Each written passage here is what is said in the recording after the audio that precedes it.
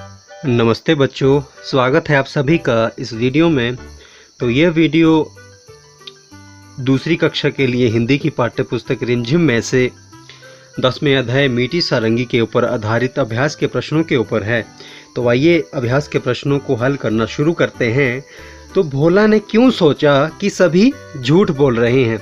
मैं फिर से रिपीट कर रहा हूँ कि भोला ने क्यों सोचा कि सभी झूठ बोल रहे हैं।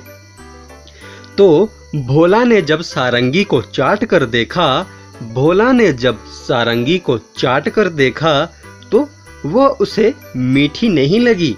भोला ने जब सारंगी को चाट कर देखा तो वह उसे मीठी नहीं लगी, इसलिए उसे लगा कि सब झूठ बोल रहे हैं। ख, भोला को सारंगी का स्वाद क्यों नहीं आया। भोला को सारंगी का स्वाद क्यों नहीं आया। तो भोला को सारंगी का स्वाद इसलिए नहीं आया।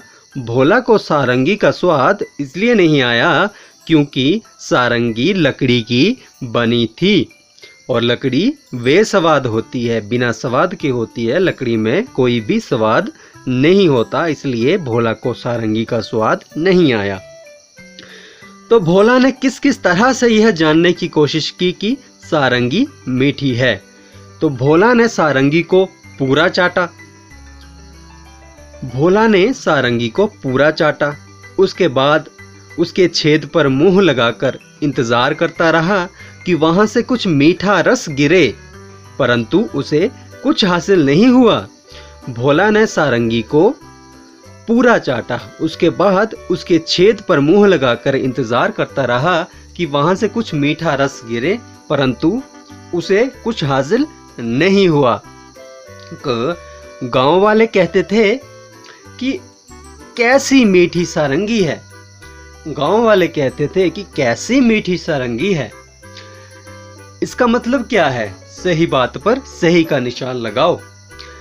तो जब गांव वाले कहते थे कि कैसी मीठी सारंगी है, तो इसका मतलब कुछ न कुछ था। क्या सारंगी चखने में मीठी थी? बिल्कुल नहीं, सारंगी चखने में मीठी नहीं थी। हमने पहले जाना कि सारंगी बेस्वाद थी। सारंगी से निकलने वाली आवाज सुनने में अच्छी लगती थी? बिल्कुल, सारंगी से सुनने वाली आवाज अच्छी लगती थी, इसलिए ये सही उत्तर है। इसके आगे सही का निशान लगेगा। सारंगी के आसपास मधुमक्खियां भिनभिना रही थी।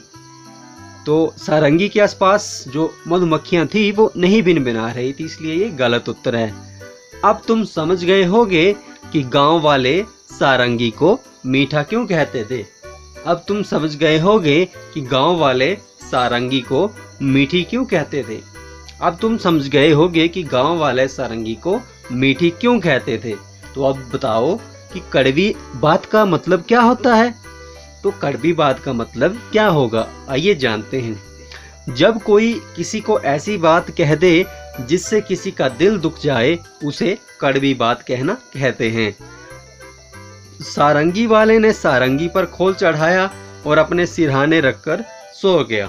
सारंगी वाले ने सारंगी पर खोल चढ़ाया और अपने सिरहाने रखकर सो गया। सारंगी वाले ने सारंगी पर खोल चढ़ाया और अपने सिरहाने रखकर सो गया। तो सारंगी वाले ने अपनी सारंगी पर खोल क्यों चढ़ाया होगा। सारंगी वाले ने अपनी सारंगी पर खोल क्यों चढ़ाया होगा।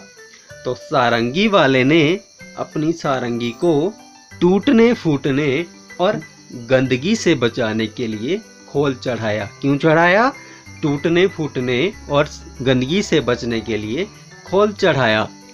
खोल चढ़ाकर चीज़ों को खराब होने से बचाया जा सकता है। जी हाँ, जिस तरह हम कवर चढ़ाते हैं उसी तरह से चीज़ों को खराब होने से बचने से बचाया जा सकता है। और किन किन चीज़ों पर खोल चढ़ाया जा सकता है और किन किन चीज़ों पर खोल चढ़ाया जा सकता है। तो रजाई, गद्दे, सोफे, तबला, गिटार, बीना, बजाने वाला ड्रम इत्यादि पर खोल चढ़ाया जा सकता है। तो ये सब जो ऊपर चीज़ें बताई गई, इन सब के ऊपर खोल चढ़ाया जा सकता है।